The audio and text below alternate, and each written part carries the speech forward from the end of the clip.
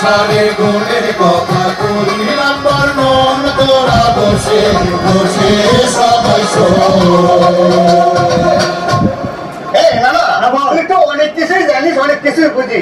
এই বলতো আর কি কি জোরে বসার তৈরি করা যায় একটু বুঝে বুঝে করতে, আমি একটু কানের মধ্যে ঢুকে। আচ্ছা শোন শোন, নানা রকম জৈব সার তৈরি করা যায়। যেমন এই যেমন ধর এই যে কম্পোস্ট সার, কোম্পানি সার, হ্যাঁ কোম্পানি